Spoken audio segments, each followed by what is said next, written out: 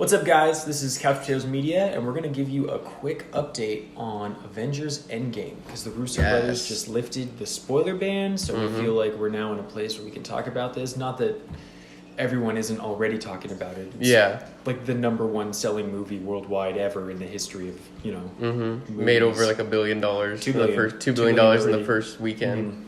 So internationally, it's made a lot of money. Bernie Sanders was saying that he wishes the producers would pay the employees more because they made so much more money or whatever.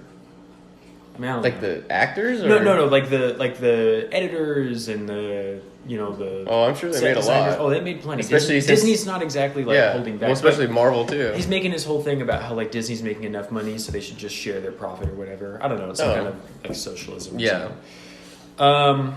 But we figure what we'll do is we'll just follow each character's story arc and give our honest opinion of the whole thing. Do you want to give a potato now? I mean, I think it goes without saying. 3 potatoes. Yeah, it's fully. 3 potatoes, period. Off the wall. Yeah, I mean... And Eddie's not here, but I'm sure he would give it 3 as well. He would totally give it a potato, yeah. He's pretty contrarian. He might... he might have I do have some issues with it, which we'll get into. But for the most part, I think it was generally a good... whatever. There were definitely a couple plot holes and things that a couple times when I was like, wow, this is really you didn't think about that. And then also some convenient writing. Very convenient writing. But at least it's all in the very beginning, so it's fine. Well, let's start from the very beginning, and we'll go ahead and start off with the cold open. Yep, cold open of Clint's family disappearing in the middle of in the middle of a family picnic or whatever. Yep. And so he's training his daughter to shoot an arrow just for fun. And then she shoots it, makes a bullseye, and he tells her to go get it.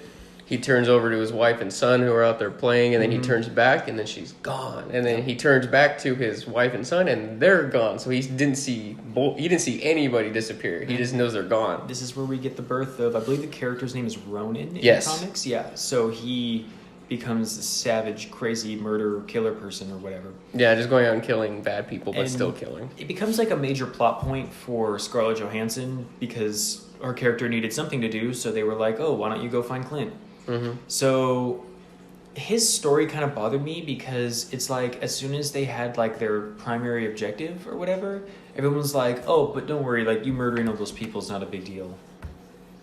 Well, I think it's because he wasn't necessarily just going out and killing anybody. He was killing kind of mafia kind of people. Yeah, which is still right. There's kind of yeah.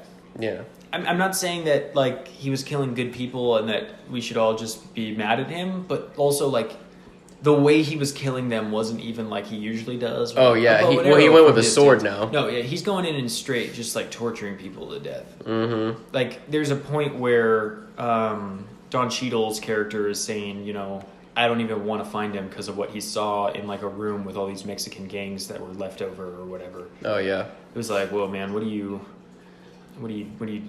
doing here?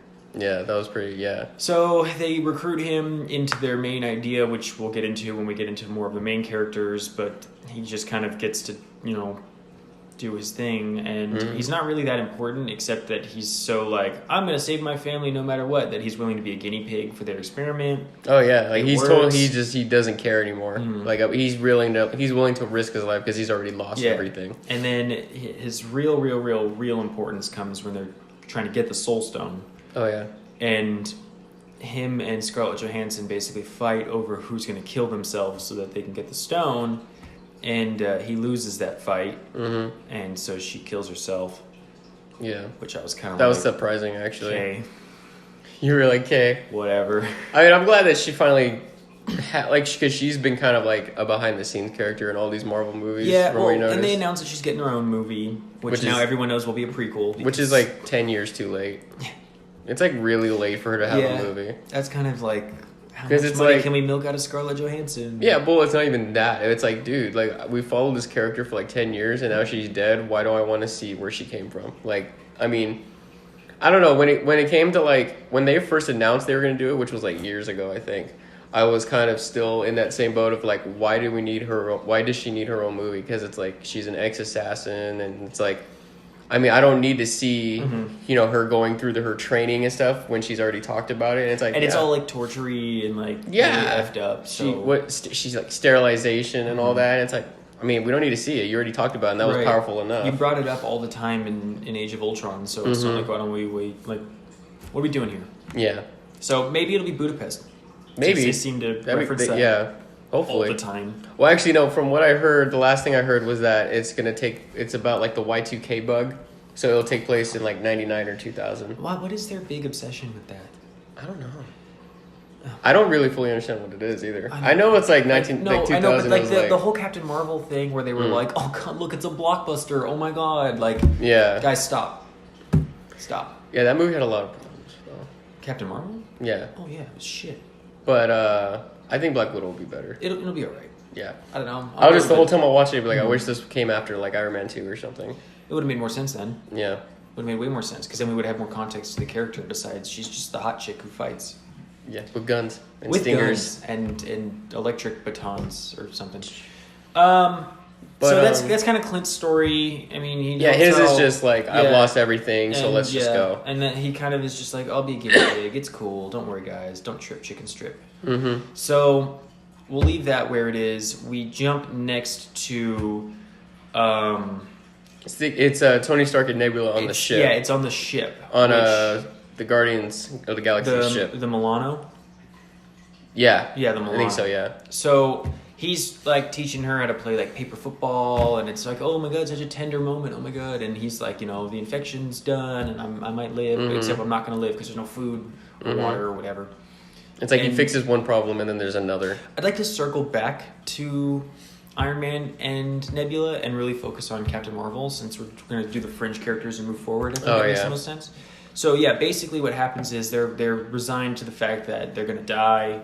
He almost dies too. He does almost die. He's like laying down, like going down. Yeah. They really like, what Chris Evans looked like in the first Captain America before the surgery. Oh yeah, he was like in the thin ship. He was and like sick and gangly, just dying or something. So they kind of have this Deus Ex Machina of Captain Marvel rolls up and she's just like, oh, need a lift? She doesn't say that, but it's kind of like that's her attitude, Which, by the way, like, if you watched Endgame and you didn't see Captain Marvel and you were like, why would she just randomly be there? It's because at the end of Captain Marvel, they find Nick Fury's pager that he used to page her, and she's already there and she's talking to them and saying, like, where's Fury? So I'm guessing at some point that they were talking and said, hey, can you go get Tony Stark for us? He's somewhere in space. Well, Nick Fury fades away. Yeah, but they find the pager. Oh, right. That's at the end of Captain Marvel. Right. So if you went to Endgame not watching Captain Marvel, which, I mean, you still don't have to watch Captain Marvel. Well, she filmed Endgame before she filmed Captain Marvel. And it's better. She does a lot better. In Endgame. Yeah, well, it's because she had fewer lines. Oh, yeah. But, like, her mannerism was a little better, too. Well, yeah, she didn't have... That was probably when she was still like, I need to earn my place among these superheroes, and by the time she got to Captain Marvel, she was like, I already saved the day, so... Yeah. I mean, she hasn't really earned it still. Like, even when they shot Captain Marvel, she hadn't earned her place Thor kind of gives it to her. No. When he's like, I like this one. I guess. Well, that's their way of writing it. Yeah. Like, I'm not saying that that's actually true. I'm saying that that's how they went, yeah, she earned it. Yeah. Because she didn't flinch when he summoned his axe or whatever the fuck. I don't know. Stormbreaker. It's a little dramatic. Yeah. But, so she saves the ship. She brings it down. Everyone's like, "Oh my God, you're alive, Tony! Oh my God!" Mm-hmm. And that was that's a good sequence too, because Pepper's there too. Pepper's there, and that's a big deal. Which, by the way, if you know the trailers, she was the one that was edited out of that sequence. Remember when it's like the first trailer and they're walking out and like they're looking up and you can see there's an obvious space. It's like, yeah, that was her the whole time. That makes sense. Mm-hmm. Well, that was kind of the big, like, is she there or not? Yeah. For some reason, we needed to know if Gwyneth Paltrow was going to be in this movie or not, and she was, and that was a big I'm glad she was. She because normally, like... I don't agree with that. If they're going to recast Rhodes, they could have recast Pepper Potts. Oh, you just don't like Gwyneth Paltrow? Yeah, she's a piece of shit. Pushing her snake oil and shit on people. It's like, get it together.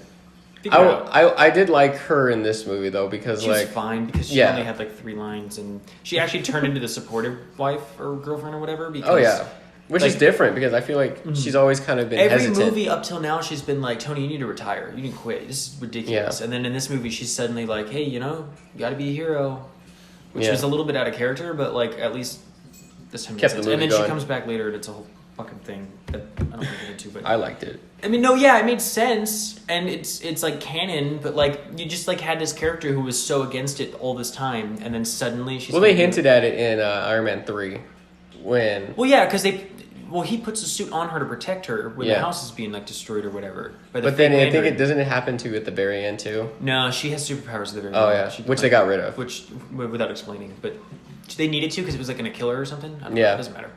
It doesn't matter. So Captain Marvel's there, and she's like, "All right, guys, like, let's go kill Thanos." And they're like, "But." Yeah, I actually like that. How it's like, let's just go get him, and then they're like, they look like, what if nothing happens? Like, what if the same thing happens again? And then. But she's like, "Well, but I'm going to be there, so it'll be all right." And then I like that. Apparently enough. Well, I like that Rhodey challenges and says like, hey, don't mind me asking, but where have you been this whole time? Mm-hmm. And like the answer she gives is like kind of good, but also kind of not, because she says like there's a lot of planets in the universe that don't have the Avengers. Mm-hmm. But then I started thinking like, well, then what were the Guardians of the Galaxy for then? Right. Because that's what they were. Yeah. So I don't know. I guess maybe she hadn't heard of them, but like that doesn't make sense either because they were popular. We're like everybody knew who the Guardians of the Galaxy were. Yeah, several planets were aware of. Yeah, so the fact that she had never come across them. She didn't say Xandar, so I don't know where the fuck she was. Yeah, that's true. Yeah, Xandar got wrecked. They're making a Nova movie? Good. Yeah, it's about time. I'm down. It's about time. They're also making a Shang-Chi movie. I heard about that. I'm down for that. I heard about that. But yeah, so she says that, and then, they're just like, oh, well, I guess. Well, and then Rocket is able to, like, pinpoint where he is because there's another surge of Infinity Stone energy. Gamma radiation. It's mostly gamma. Mostly gamma. Which would be important later. Mm-hmm. So they go to the planet where that happened, and they find... It's called the Garden. Harvey Dent, fucking Thanos, half his face melted and his arms all crippled and his legs all limpy. Oh my god, like I saw this meme yesterday and it said Thanos at the beginning of Avengers Endgame, and it's like the sequence of the first Shrek movie in the very beginning, except they colored him purple.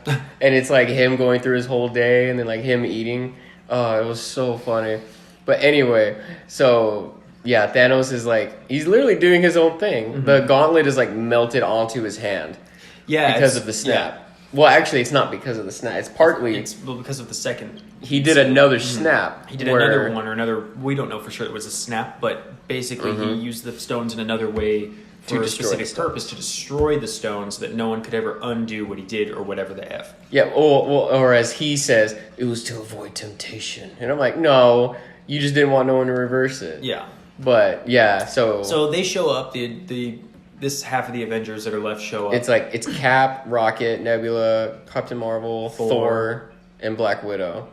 Yeah, and Rhodey.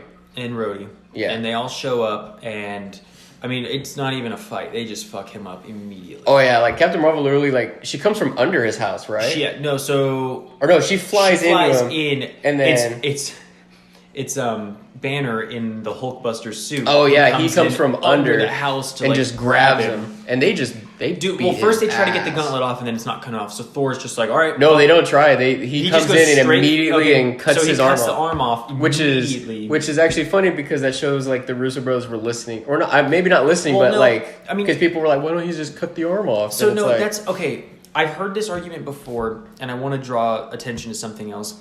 Remember in Infinity War when the Guardians of the Galaxy first saved Thor, and Gamora's like, it's like his muscles are made of, blah, blah, blah, metal fibers or whatever. Mm-hmm. He's super duper mega strong, right? Yeah. Right. Thanos whipped his ass. Mm-hmm. So his muscles are arguably stronger than Thor's. Oh, yeah. In that moment. So imagine trying to, use your sword to cut through one of the beams that holds up the Golden Gate Bridge or whatever. Yeah. That's why I imagine they didn't try to do that. Well, I don't think maybe... Well, I don't know because... His arm was it was only until he had the axe. Mm-hmm. And then he kind of proved that he could... Because obviously he got the axe because he knew it was the only thing that would kill Thanos. And so when he drove it in his chest, it was like, oh yeah, it should be able to do that. So I'm sure it should have always been able to... cut his arm off. People were like, when they were holding him down on Titan, trying to get the gauntlet off, Why did they cut his arm yeah. off then? Yeah, that's like, where I'm going to why step didn't in and say, why didn't Doctor Strange open a portal and cut his arm off? I don't know that it would have worked like that because I think that Thanos as a character, it's canon that he is unbelievably strong. So, and I kind of thought back to when we did that episode and we were all three arguing if Thanos was a god or not. He's not. He's not. Like literally, in the comics, Spider-Man was able to knock him out. Yeah. You know, and Spider-Man is like really strong, but like strong. It's not like the Hulk strong. No, or and it's like not like Thor Thor strong. Like Spider-Man is kind of like weak compared to those guys.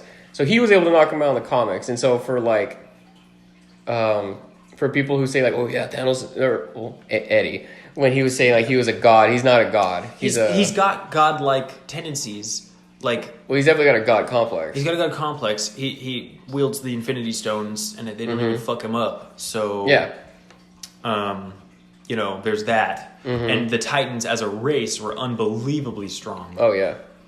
They destroyed their creators who were stronger than them. Yeah. So it's a thing. So, but it's not necessarily important. What's important is they chop his goddamn arm off. Yeah, like hella, and then they went to grab, and then they find the stones are gone. So yeah, that's when he explains his whole, you know, I destroyed them because I didn't want anyone to reverse it, and I wanted to avoid temptation, blah blah blah. And he has this really big, in-depth, you know, thing with Nebula because she's there. Oh yeah, because she says like, you know, my father is many things, but he's never been a liar. Right. Which and is then he's a like, point that's made in the last film also. And also all the Guardian movies. Yeah. And then he doesn't need to lie. He's strong enough that if he wants to fuck you up, he will. But it's also kind of a strength tactic too, because like, you know, he taught his daughters and everybody not to lie, and he's never lied. And so it was a good mechanism to use against his like children if they did lie. He's like, oh, you're bad at lying. I never taught you to do it. Yep. He had that stored away just so he could pull it out when it was convenient. Yep. And so they have this little exchange where he's like, you know, daughter, maybe I was hard on you. And then right when he says that, Thor just cuts his head off. Just murks him. In front of Nebula, too, which is like, oh. And I just remember our whole theater going like, like... Maybe this is like 10 minutes This is everybody says it's 10 minutes. Is it 10 minutes? I feel like it was only like 5 minutes in. Well, we had the cold open, and then we had the ship scene. Yeah, okay. So yeah, it was probably about 10 to 20 minutes in. Yeah. And then like my thought was like, what's gonna happen now? Right. Like, I know time travel is a part of it, but like the big bad immediately. Like, what do we? You know, 10 years worth of movies have been leading up to a fight, and now you just like murked him in scene 3. Which, you know, my hat tips to the Russo brothers for that, because that is such a ballsy thing to do. Is kill your main bad guy in like the first 10 to 20 minutes, and then an awesome interaction here where Rocket tells Thor, he's like, what did you just do? And then Thor just goes, I aimed for the head. Yeah. And then Thor just walks out. And we it's kind of like, get this like weird dissolve to Blur. And I was thinking, I was like, oh my god, does Thor become the big bad now? Like that, I honestly, that would have been dope. That'd like been crazy. They had to fight Thor the whole movie. Because Thor is spiraling into depression at this point because he feels responsible for the whole thing because he didn't kill Thanos before he snapped, right? Mm-hmm. Like everyone. And something that I liked too was that, you know, when we get into Thor's arc, is that I really like the way they handled Thor in this movie. A lot of people didn't like it. I thought it was great. Yeah, and it was really good. And, you know, one thing that I think about is that, you know, ever since the first Avengers movie, well, even the first Thor movie, Thor has been through so much stuff. Like, the first Thor movie, he was deemed unworthy by his dad and kicked out. And then, you know, his own brother turned against him. And then in Thor, The Dark World, you know, he had this whole where his girlfriend went through all that stuff. And then Loki died. And then his father was, like, in a sleep. And then his mom died. And then in Thor Ragnarok, what happened? He had his whole world was destroyed. Asgard got destroyed. His hammer got destroyed. And then, you know, the lightning's in you. But then in Infinity War, no, you need a hammer. You need a axe. Yeah, he doesn't ever use his lighting powers. Yeah, again, ever. Weird. But he loses his home, Asgard, and then, you know, Asgard's a people, not a home, or not a place, which is fine. Whatever. But then in Infinity War, he loses his brother and then half of his people, and then his best friend, and then he failed, which I really like that Rocket said, where, you know, they show him glooming in there, and then he's like, what's wrong with him? And then he's like, he thinks he failed, which honestly he did. He hella failed. Yeah.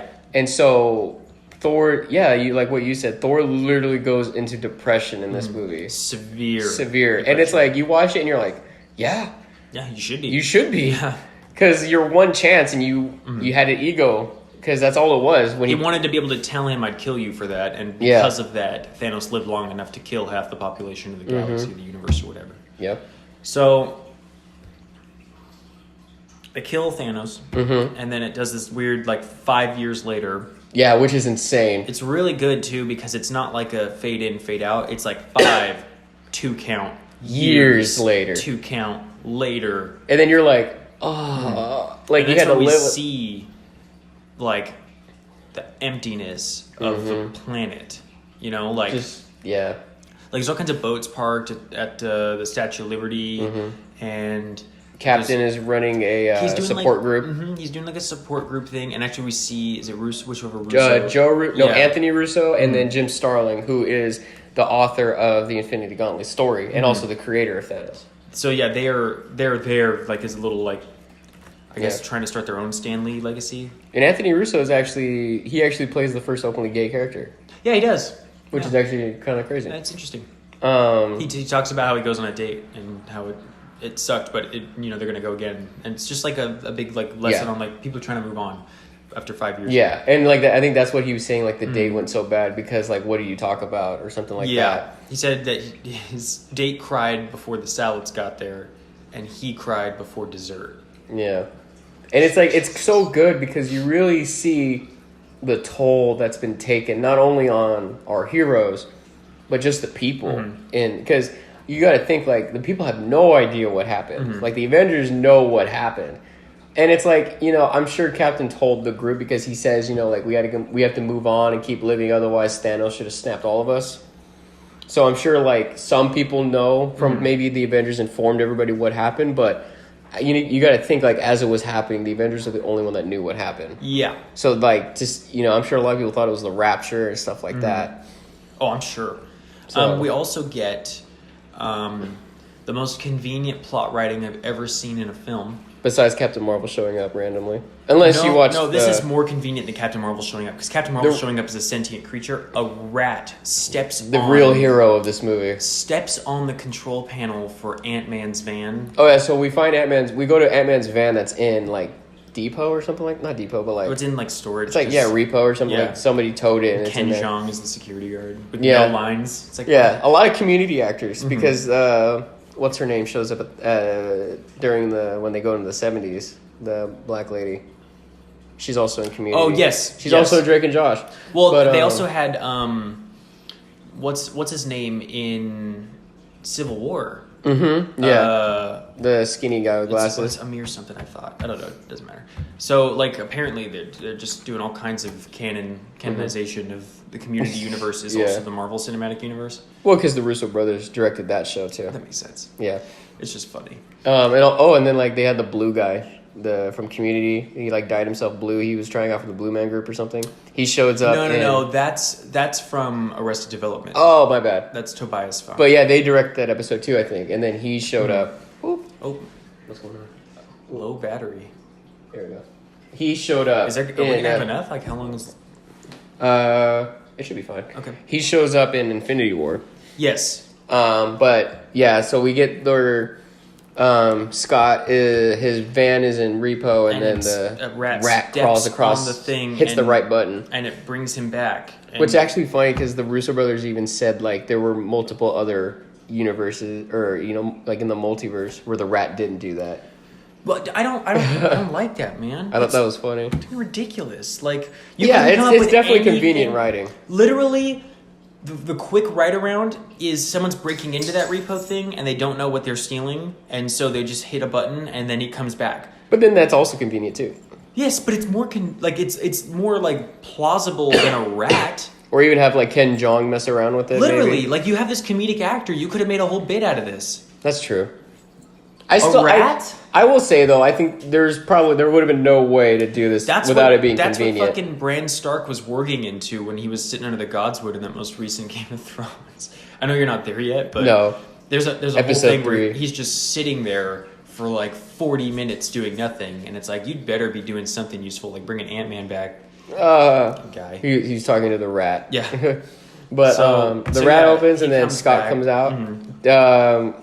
doesn't know how long he's been gone. Yeah, he thinks it's been 5 hours. Mm-hmm. And it's been 5 years. Yep. Quantum realm. Refracted DNA. Yep. And so he leaves with... He doesn't leave with the van. He leaves with just like a wagon full of shit. Yeah, it's Hank Pym's building. Yeah. He leaves with that and then a couple of other stuff. Mm-hmm. I think he leaves with the van too, though. I think he might have shrunk it. Yeah, I think he shrunk it. Yeah, he probably shrunk it. He probably just took everything. I think he did actually, but pretty much he's walking around because he's in San Francisco. Yeah, he's walking, which is his home. Well, and that's when he's finding out like, whoa, some big thing happened that I missed, and then he goes to. Which I mean, I didn't really need. I thought it was cool to like see him like react to everything, but I think. Instead of him I was going... going to be really mad if, like, the first statue he went to had someone's name on it or whatever. I was really glad that they did a thing where it's him, like, looking for his name or his daughter. Or anybody's name. He's looking for his daughter, for the most part. I think, yeah, he was looking for, like, Hope and also Cassie, too. And so it does take time for him to find the names because it's this huge monument. The Vanished. The Vanished is what they're calling them. So I was glad that it wasn't like, oh, a rat opened the door and also he found his name on the first look. Or whatever. Yeah. Because if it had been like, whoa, that says Scott, I'd have been like, no. So he goes to see his daughter. She's like, how old was she in Ant-Man and the Wasp? Like 10? Probably 10, so she's probably like 15 now. Yeah, so she's like 15, possibly 16. I don't know. They got some 20-something-year-old woman to play her, it looked like. Yeah. I was like, what are you, okay? Yeah. Apparently 5 years goes real fast. I don't know what they're putting in milk in San Francisco.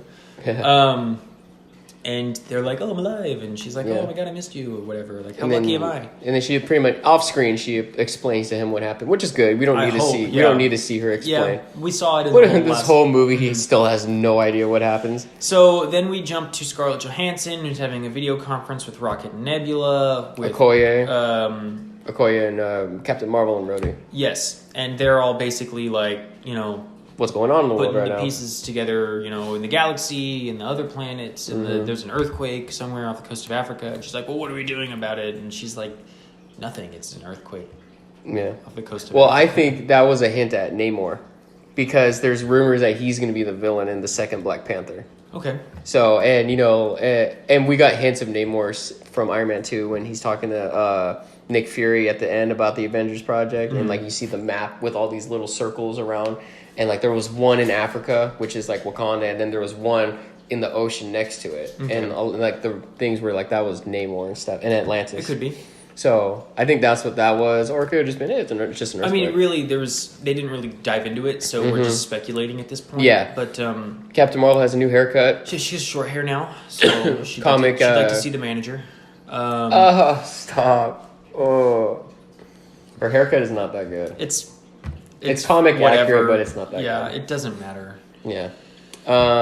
So they're just talking, and then pretty much basically everything's gone to shit, and that's it. And Black Widow's pretty much running S.H.I.E.L.D. now because Nick Fury's Nick Fury's gone, and so she's kind of just trying to keep pieces together, and she's all cryy and weepy and bullshit, because she's like, oh, I want Clint this is the only family I had. Yeah.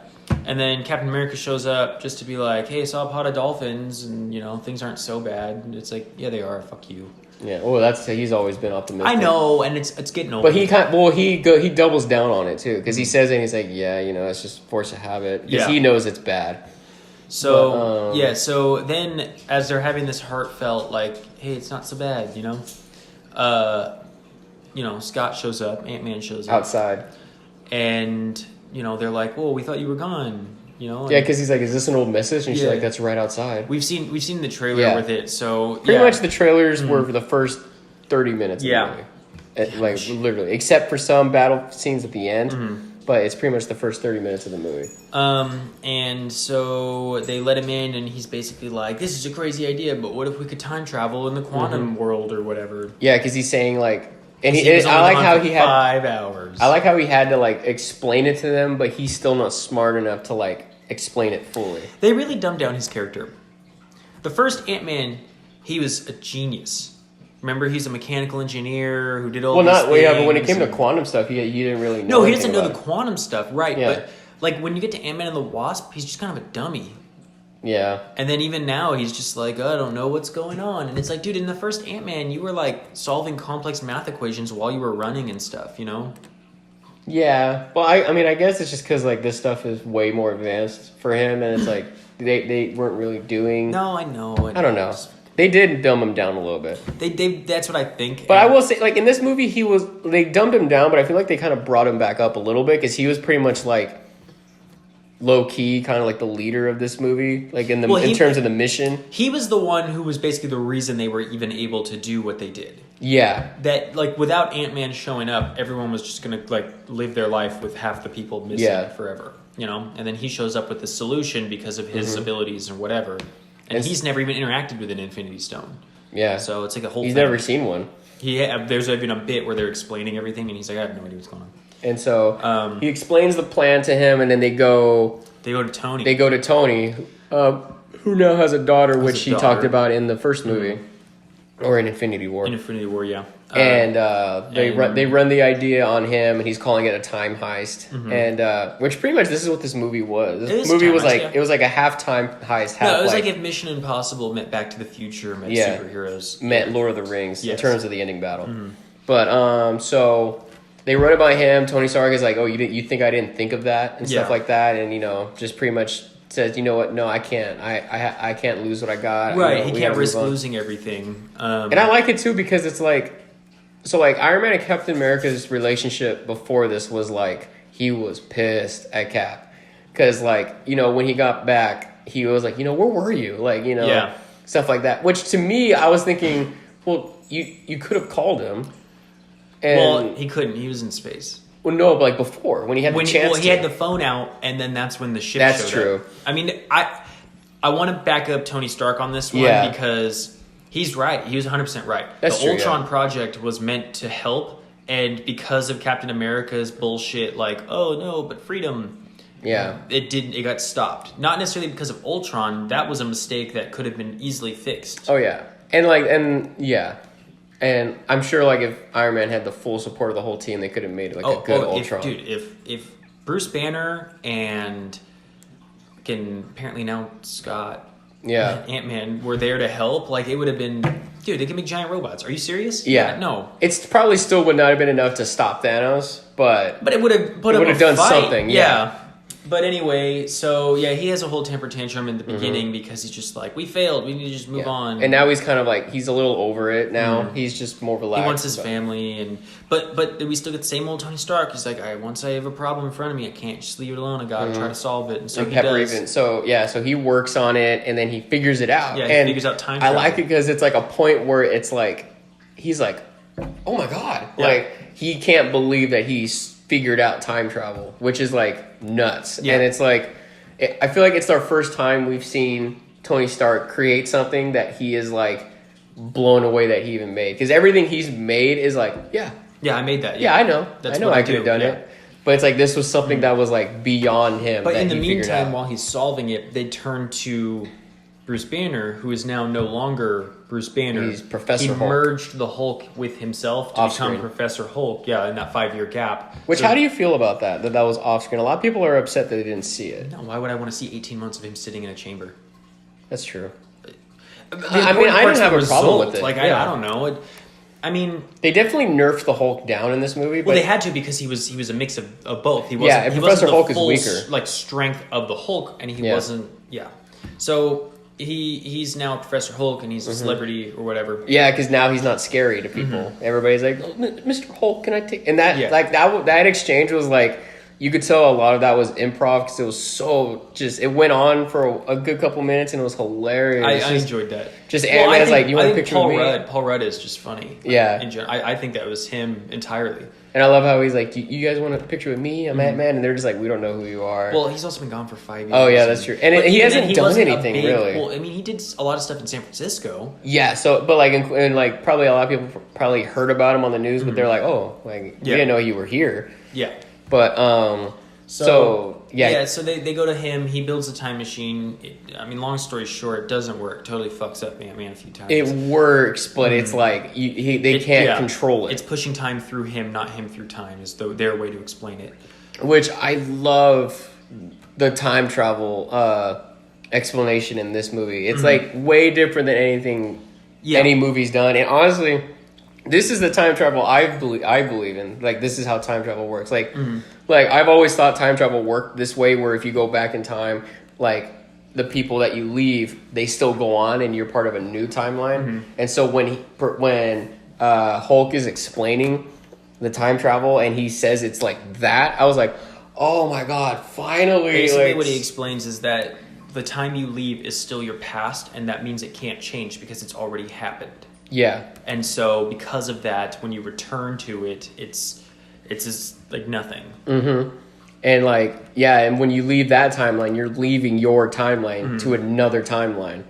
And it's like, oh, I just love it. And I like how they're explaining it to Scott, and he's like, okay. Well, because Scott's going off of pop culture movies. Like Back to the Future, Terminator. Well, actually, Rhodey's the one that lists all of them. He says like Back to the Future, Terminator, Quantum Leap, and then Hot Tub Time Machine. Hot Tub Time Machine. I remember he said that, and I looked at you, and you were like... Well, yeah, because it's like, of all the Time Machine movies... And it's funny because it still follows, like, yeah it's so... Lugal. You and your friend were cracking me up in the theater, Evan, yeah, dude. he's a funny dude. Oh my god, Evan was hilarious. He's a funny dude, and he does all kinds of like he works as like a videographer and cinematography and stuff. So yeah, he knows a lot about the shots and stuff. We'll get there. I'll mention it doesn't matter. But so when Thanos got his head cut off and he screamed like a girl. Oh my god, that was hilarious. And then I was like, "Was that you?" My girlfriend looked at me and was just like, "Was that you?" And I was like, "No, I wasn't." I was screaming that. But we had a good theater. We had a great theater. Well, yeah. I mean, we went to premiere. Yeah. It wasn't the first showing because that sold out in like 3 minutes, but we got to the 10 o'clock showing, and which honestly I thought that was the perfect time to see it. But it was nice. Yeah, we got good seats too. I know.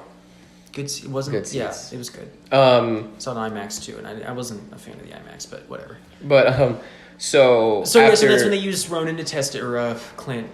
Yeah, so his name. Natasha goes to Japan, where now Ronan is, and kind of like talks him down, and you know he's kind of like saying She's like, we're putting a team together. Yeah, pretty much, and like you know he's obviously Captain hesitant because he tells her like don't ask me to like. What he says something like, "Don't ask me to like." He doesn't want false hope. Don't give me hope or something like that. And she's like, "Well, I just feel bad that I couldn't give you hope sooner." Yeah, and so pretty much talks him into it, and then he's like, "Yeah, okay." But he's kind of like broody the whole time, just like. Well, yeah, he's whatever. kind of like murder depressed now. And so they test it. They you know they're like, we need a volunteer to test the time travel with the PIM particles, which are important. Yeah, because there's only enough for everyone to go once. Yeah, one round trip. Yeah. And so... Just convenient. Yeah. That's convenient. And so he's like, you know what, F it, I'll go, let's go. And he tries it and it works. Well, actually, I don't know why. Why would they send him Why would they send him there? They sent him to when his family was home and alive, which is like a really fucked up way to test it. Yeah. Because he tries to see them and he doesn't get a chance because he has to come back. Well, I'm thinking like, were they able to control where he went, or was that him? I don't think he knows how to navigate the quantum. So they sent him there, which is like, I remember when they did that, I was like, I'm sure he agreed, but of course he agreed. Yeah, of course he agreed to see his family again one more after time. they've been dead for 5 years. And like they send him there, and like I guess I missed that because I was thinking like, why would they send him there? Why don't they just send him to like Avengers facility? They literally could have sent him to yesterday. Yeah, it did not need to be like 5 years. 5 years ago. Well, I guess it needed to be because they needed to see. Then can we even gone do as it? far back as possible. Then they shouldn't have That's gone true. just 5 years back. They should have gone 100 years back. Yeah, to see if it was even possible. Right. So they send him back. It works. He comes back and he's like, your thing but works. I guess they were thinking like if it fails, then he'll be trapped there. At least. That's true. Yeah, which isn't bad. I mean, it would be because he would be whatever. Not in his timeline, but So then they go, okay, it works because Iron Man came and fixed it. Yeah, he showed up and was just and gives Captain his shield, bracelety thing that's gonna actually make it work. He gives Captain his shield for like the 14th time. And what do you say? He says if you lose it, like no, he says that at the big battle. Oh, that's right. At that time, he says that he can't keep it in the garage because Morgan will use it as a sled. Oh yeah, and he says, "Keep this between us. I didn't give this back to you." And he also goes, "I didn't bring one for everyone." Oh yeah, he's like, I didn't bring a suit for everybody. Which he should have made suits for everyone. I don't know what the hell that was about. Well, yeah, they all have suits. No, I meant like Spider-Man gets a suit. Oh yeah. They should have had suits for everyone. Well, I think that's what those quantum suits were supposed to be. Okay, but they could have all. I could see 1,020,000,000 times when, or 14 million, where they all get like an Iron Man times suit. when they could have used a suit. That's true. But yeah, because I didn't make a suit for everybody. Actually, would have been useful for once. Yeah. And so, they figure out it works, and we go to recruit Thor, which we see New Asgard, which is the best decision I think they could have done. I love that we it's just saw like a it. fishing town in like Norway or something. Where Odin died. Yeah. And so they're there. Now it's a quarter of the Asgardian people. Yeah, because he killed half of them on the ship and then snapped his finger later, so it's a quarter of Asgard is left. Mm-hmm. And we find Valkyries there, also Korg and Meek. Yeah, the they're rock living guy. with Thor. Yeah, they live with Thor, and Thor is now the Big Lebowski. He's a big fat dude. He's just like let fat, himself go, which is hilarious and such a good choice. Which a lot of people I talked to about it were like, they didn't need to do that to Thor, and I was like, absolutely, they needed to. Yeah, do have that you to not? First Thor of all, is like literally. So Thor, the axe to the chest. And him, and then Thanos snapping because he didn't go for the head. That was Thor's breaking point. Oh, he's done. Because literally that would have been the one thing. Him killing Thanos and saving the day would have been the one thing to make up for all the stuff he's been through in the last 10 years. And literally that is the thing that broke him, because he went with his ego and he failed, and all these people died. Yep. And it's. People I talked to were like, well, he was obviously weaker because he was fat. And I was like, nope. He's still as strong. Dude, Odin was fat. Yeah. So Odin was old and fat. Yeah, which, I mean, I'm not saying, like, incredibly fat. Anthony Hopkins is but like he's like he was a large man, and he was still super strong. He was stronger than Guardians Thor. don't work the same. No. All right? People need to understand this. Dad bod Thor still fucked people up. Oh, yeah. And he still had muscle. No, it was under the fat suit. Yeah. The fat suit was so good. Yeah. It was perfect. And so he's there. He's just pretty much an alcoholic now and playing Fortnite. He's playing Fortnite. Which I thought it's a good reference, because Fortnite has this whole Avengers thing now. It does now, yeah. Well, that was probably the deal, is they got a reciprocal whatever. And a lot of people didn't catch that, I noticed. Yeah. In a lot of the things a lot of the people like to just shit on Fortnite, and they don't know anything about it. Yeah. Yes, it is completely overrun with 9-year-olds who will yell at you, but also it's a free game, and if you're just bored at home, it's not that bad. We're not sponsored. To calm down. We're not sponsored by Fortnite. Well, we're about to be. There's going to be a Couch Potatoes theme. Oh, shoot. But yeah, so Eddie over and over. Oh, God. So like that's in there because Fortnite and the Avengers have this deal. Yeah, they made a deal. Marvel. But so he's playing, and he's he's a troll pretty much. Like, I'll come down there and kick your butt or something like that. And then pretty much they recruit him, and was it Hulk and it was Hulk and Rocket. And Rocket recruit him, and they say that they say Thanos, and then you see Thor mood just immediately he's all butthurt. And then Korg says, "We don't say that guy's name in here." And then he's like, all right, that guy. And they recruit him. And it's Professor Hulk who basically like has a heart-to-heart, and then it doesn't work, and then Rocket goes, well, we got beer on the ship, and then that's the comic relief. Yeah, and he's like, what kind? And so then he becomes a part of it, and then there's this big old thing where now, since we know we can go back in time, the plan is to go back in time where like all these stones were. They know where all of them were, right. And so there's a whole sequence where they're trying to explain everything, and Thor has a whole like episode where he's just like talking about his misery and his ex and Natalie Portman, and he calls out Captain America for a second because he's like, it's more of like an angry sludge, so whoever called it a stone, he points to him, he goes, you. It's not. It was really fun. It was stupid. It was hilarious. It was like he still needed to feel like he was right about something, and so he just was being an a-hole. And so they pretty much they make the plan. But was it 3 timelines? Yes. So they're gonna send 3 teams. Or no, it's 6 teams because there's 6 stones. Well, they know 3 stones are in New York. Oh yeah, 3 stones are in New York at the same. Is it 3? Oh yeah, the scepter, the space stone, and the time stone. Yeah, they're all in New York at the same time. And then they go to the events of Thor: The Dark World. Thor: The Dark World, and at the same time they're going to do the Soul Stone. So they're just going to do it. Yeah. So yeah, they do that. No, the Soul Stone is its own actually. The Soul Stone was when they went to go get the Power Stone and the events of the first Guardians movie. Yes. So Nebula and Rhodes go to get the Power Stone, which is when Peter Quill steals it in the first, like the opening scene which is of so Guardians of good. the Galaxy. No, it's not the opening scene because Yeah, it it's is. kidnapped from Earth.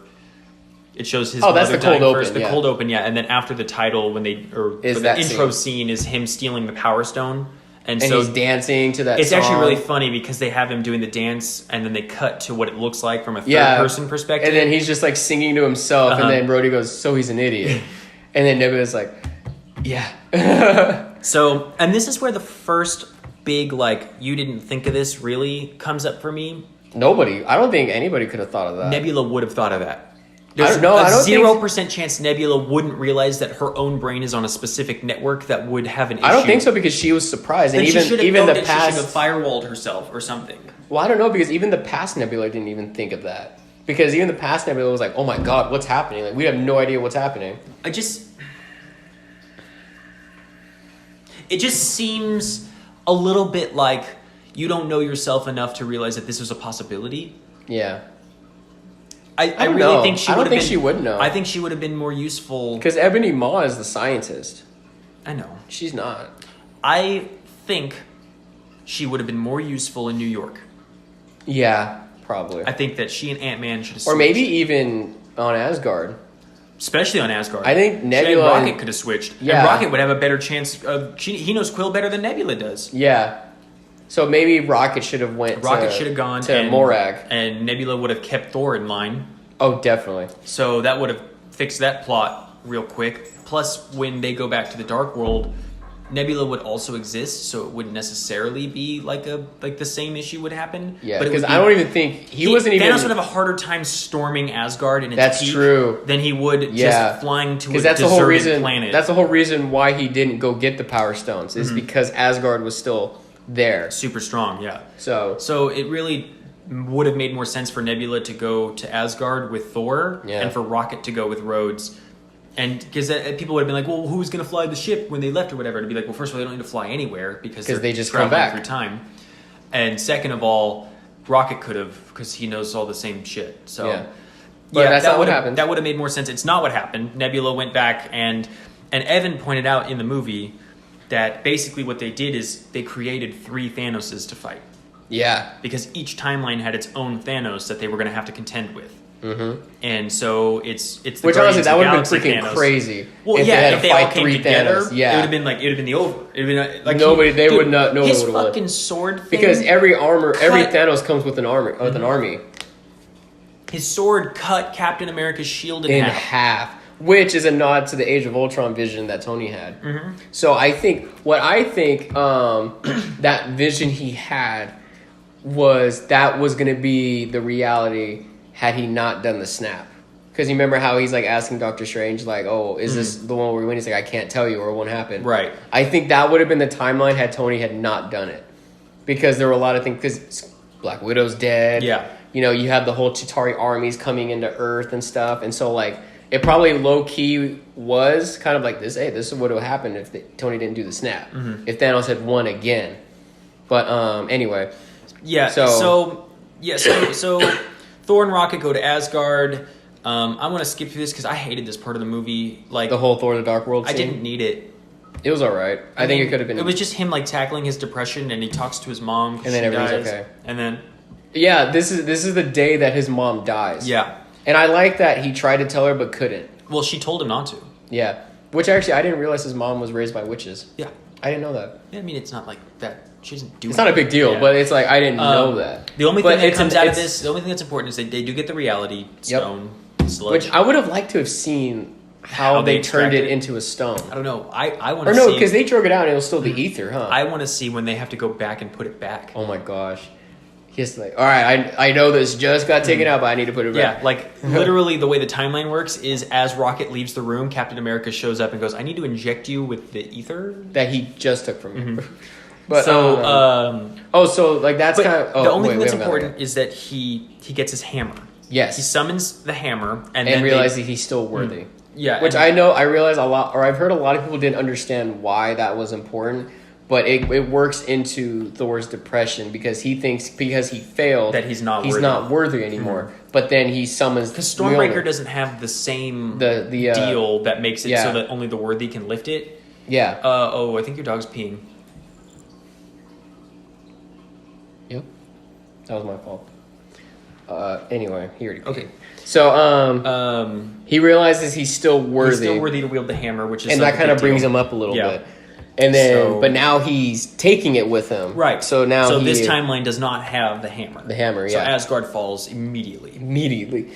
And so they get the stone and they head back. And then before this, we see the team. We see it's Iron Man, Scott, and Captain America. Mm-hmm. They go to the events of the first Avengers movie, which honestly, it was so dope seeing that. Mm-hmm. And they have the same shot of the circle shot with the Avengers theme, and so they show up there, and then it's just hilarious because they see Hulk running through and like terrorizing and destroying stuff, and then you see our Hulk just like, oh god, he's so embarrassed, and so they're telling him he's making his way to wherever to get the time stone, he needs to smash some things on the way, and so he takes his shirt off, and then he's just like because that's not him anymore. He's pretending to punch something. He's a smart guy, but pretending to be dumb or whatever. And so Hulk goes to get the time stone from Tilda Swinton. Well, he thinks he's going to go get it from Doctor Strange. Right, he doesn't realize,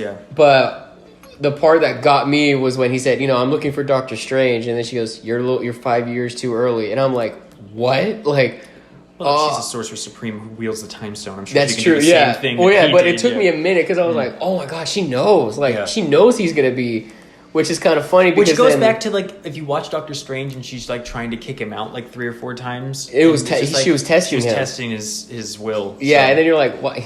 She was testing his will checks. He kept rolling 5s. Failing will checks. He needed 15. Yeah.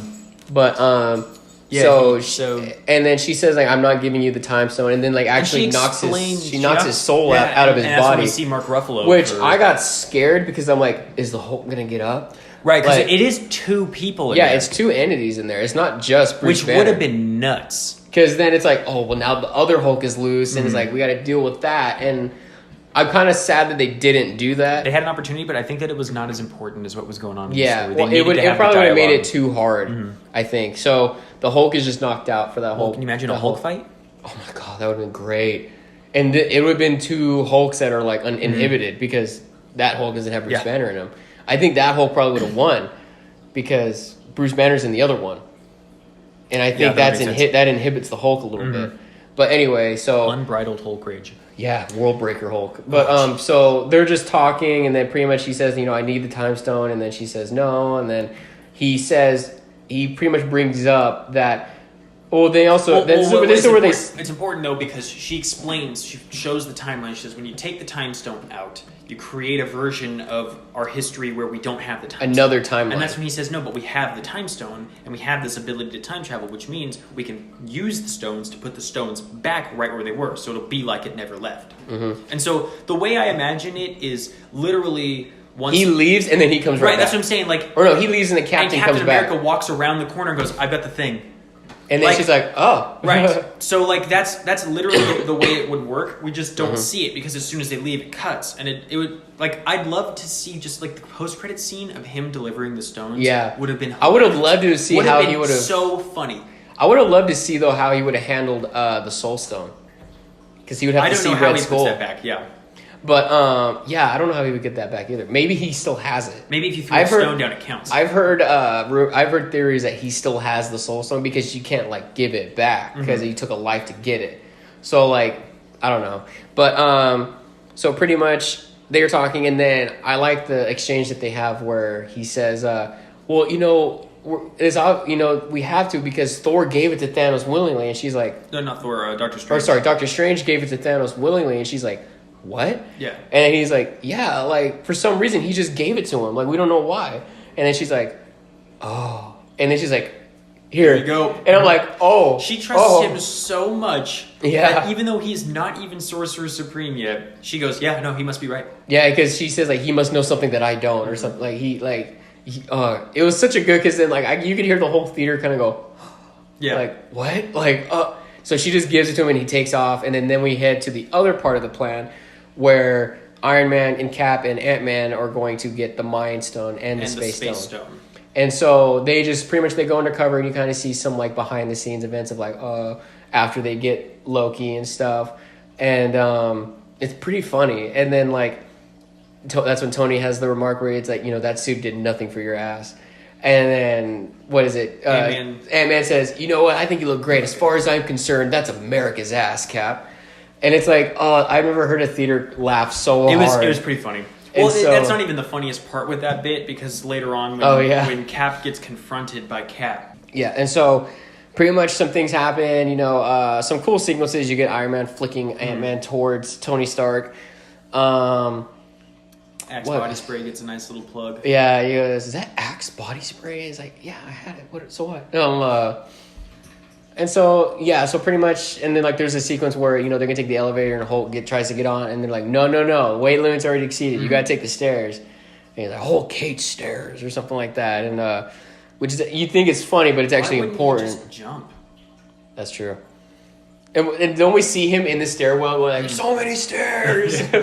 And so, pretty much, and then, you know, Tony is, like, undercover in S.H.I.E.L.D. garb, and then Captain America is going to go get the scepter, which I want to talk about that first. So, like, he gets in the, you know, he's in the elevator, and then it's the recreation of the Winter Soldier scene where all the same guys are there, and Cap knows that they're Hydra agents, like, but they don't know he knows, and so in Civil War there was the fight where he whips all their asses in the elevator. Huh? Winter Soldier, sorry. And you think that's what's going to happen, and then he tells them, you know, I'm going to need, you know, they told me to take the scepter, and they're like, oh, we can't do that, Cap, sorry. He's like, hey, it's all right. They told me to take lead, and like we really can't give it. And then he goes, no, it's okay. And then he goes to his ear and goes, Hail Hydra, which is like, when he said that, I almost jumped out of my seat because one, that's a comic reference. It is a comic reference, and like I was like, oh my god, they really did it. They really put that in, and like that's a new thing. That's in the the most comics. Recent Captain America series he was a Hydra agent. Well, like kind of not. Yeah. He was like undercover. Yes, he was a double agent. But like I was like, they actually did it. They put that in the movie, and so and then he walks out with the briefcase, and like the whole theater was like cheering and stuff, and he's walking, and then walks into his past self, who thinks it's Loki. Yeah, which is actually good. That's a good little thing. And so they start fighting, and you have where like the shields are hitting each other, and nothing happens, and pretty much they're on the ground pinning each other, and then his way to do this all day. And he's like, yeah, I know. And so it was almost like it was the perfect learning moment for him because, you know, he's almost confronted with his ridiculous over the top optimism for a minute. And it irritated even him. Yeah. And so they're fighting, and they have each other pinned down, and the way he gets him to let up is saying, Bucky is alive. And then he goes, what did you say? And then he goes, "Pah!" Which he knows was going to happen because they did that in Civil War.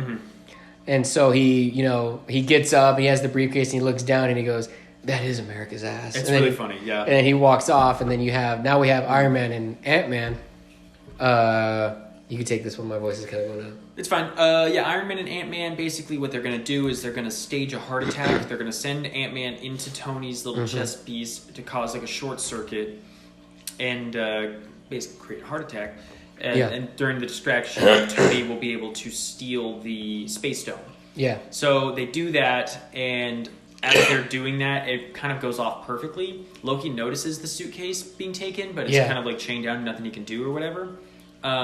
The only thing that happens is Hulk comes out from the stairs and then knocks Iron Man out. He knocks Tony out, and the suitcase flies, and it opens, and then Loki grabs the Space Stone and just disappears with it. Which is like, that's a new timeline? Yeah, so, you know, maybe Loki didn't die? I don't know. Whatever, it doesn't matter. Our Loki did it. Our Loki did. Yeah, because but the past Loki didn't.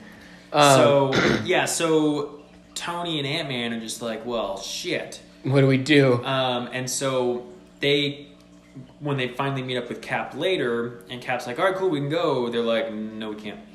But they figure out that Hank Pym is working at the same base where Captain America was made or whatever. And they're kind of like not telling Scott about it because they're like, are you sure they were there at the same time? Like, I'm positive. Yeah. And then Scott's like, what are you talking about? Yeah. And so...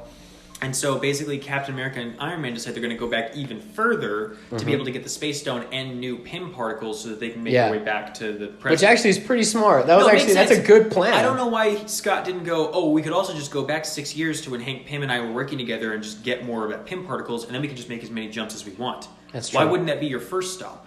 I guess. They didn't, well, I mean, when you're desperate and just trying to I know, but out, like it didn't even get brought up. Yeah. And no one ever went, well, could we just go get more fuel for the thing? Yeah. Because then they can try over and over and over. Yeah. But so... Because then they could just go back to when Loki was about to grab it, and then grab it from him, and then just disappear. But then it's another timeline, though. It wouldn't. I know, but yeah. So anyway, they do it. They go back to the 70s, where we get Stan Lee's cameo, his last cameo. Yeah, where he had a 420 license plate and was a make love not war type dude. And Tony goes to go get the Space Stone. Yeah, and then Cap went to go get the Pym particles, which he conveniently runs into Peggy, his love, which is like cool. Yeah. And so, which is actually good for his character because he's like, I can't go see her. I can't do it. Because it'll mess everything up. Standing in her office looking at her through like, open windows. And I'm like, I was like, if she looked up, you're done. You're done. Exactly. Like, I was looking at that. I'm like, she just has to look Literally, if she looked up for 1 second, the movie is over. Credits would have rolled. Yep, they'd have been like, and Captain America died in the 70s. But Tony goes to go get the Space Stone, meets his dad. Cap tries to get the particles, and then it's kind of funny because you get a nod to the original Ant-Man helmet, and then he calls him and says, "Oh, Dr. Pym, we got a delivery for you, whatever," and it's glowing, and then which I wonder what that was that made him freak out. I don't know. We don't know, and so he tells him like, "Oh yeah, it's glowing," and then he's like, "Don't touch it, I'll be right there," and then he runs out, and then Cap just walks in and just grabs a bunch of them, which good. Yeah, and then Tony and his dad have this good moment where they're talking about kids, and then you learn where Jarvis came from. Yeah, the Jarvis. I'm like, oh my god, because that's canon. Oh, it's so many nods and good references in this movie that are like make everything so full circle. And so it works, and then they travel. They head back. Yeah, and this is where we find the everyone came back. And then so we have to touch on Nebula.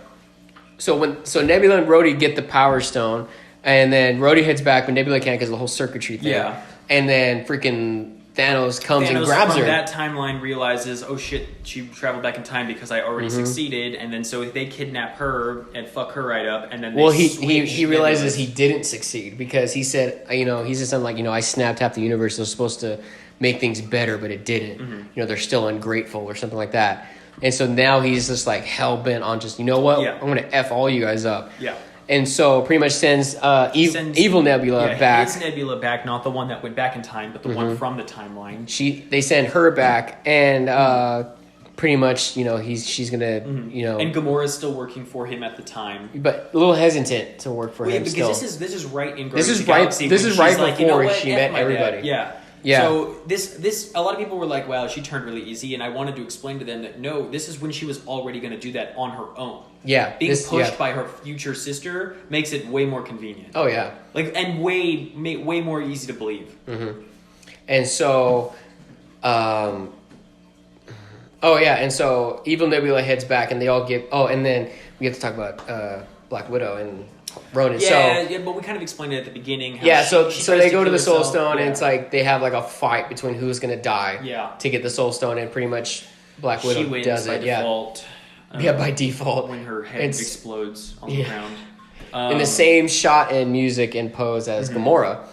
And so, Clint gets the Soul Stone, which it's weird because I feel like some of the rules aren't staying the same because when Star-Lord held the Power Stone. I think it was just the Power Stone. Was it just the Power Stone? I think it's just the Power Stone that destroys you when you hold it. Because it's everything else, the Time Stone never touches anyone because it's always floating. Yeah, it's in that little orb. The Space Stone, people use... Loki just picks it up and uses it. Yeah, and then even Red Skull would pick up the Tesseract and stuff. So... I genuinely believe it is just the Power Stone that is so powerful that no one can touch it. Yeah. Because the ether goes inside of a human. Yeah. Natalie Portman is not special. She just happened to be standing there. Unless you're watching Annihilation, then she's special. Well, I mean, but so the Clint gets the Soul Stone and then powers back. it's crazy. Then, He gets the Soul Stone and he looks right into the camera and goes, "What is this? Some kind of end game?" We're in the end game now. And so he comes back, and I like it because like all these things are going on, which probably take like hours. And then they come back, and it's like nothing happened. Instant, yeah. And so they all come back, and they're like, "Where's Scarlett Johansson?" Yeah, and they're like, "Where's Nat?" And then he's like, doesn't say anything. And then they have like where they're mourning for her. And then it's a funny fight too because Thor is the one who's just like, "Guys, I don't understand why we're sad. We're just gonna bring her back with we did it." But you and can't. Clint's like, "No, it doesn't work like that." And he's like, "We're talking about space magic. I don't think you're the expert." And he's like, "I don't know how I know, but I just know." Like, he's like, "I know, like this is above my pay grade, but the weird red guy in the cloak made it kind of clear that you can't take this back." Right. Like I just love it because Clint is like so done. And I think Jeremy Renner is actually a really good actor. He's a great actor. Yeah. And I just love because Thor's just like, dude, come on, like the whole time. It's just so good. And then you have Cap crying, and I like that there's like this whole mourning for her, and then they just have like, what, she's gone. We have to do it. We have to do it for her now. Yeah. And so they have a whole montage, like 80s montage, where they're putting together a new gauntlet out that of Tony the same makes. nanotech that his suit's made of. Yep. And they do it. They create a housing unit for the thing. And the then meantime, Nebula is getting ready to send Thanos back. The Thanos army or whatever. Yeah, ship and his army. Which a lot of people don't like. They're little. Some people that I heard were upset because they're like, how did he time travel? But pretty much, it's like, dude, Ebony Maw is like a great scientist, and pretty much. Well, not even that, but like they downloaded all her like Nebula, like the future Nebula's memories. So if she ever learned how to do it, in case that she needed to, the old Nebula now knows how to do it. Yeah. So. And then also, like when it comes to the Pym particles, Ebony Maw can reverse engineer Pym particles. He's like hella smart scientist. Yeah. And so Bad Nebula is getting the army ready to come back, and it's like at the same time they're making the gauntlet, and then it's like they're having a fight between who's gonna do it. Who's gonna wear it? Yeah, because it's fuck you up. And then Thor's like, I'll do it, and like Thor's just on this whole redemption craze. Like he's like, I need to redeem so myself to win something. And so they're like, you can't do it. And then that's when we realize the whole gamma radiation thing is important because Hulk is like, I'll do it because I'm the only one that can handle it, which he can't.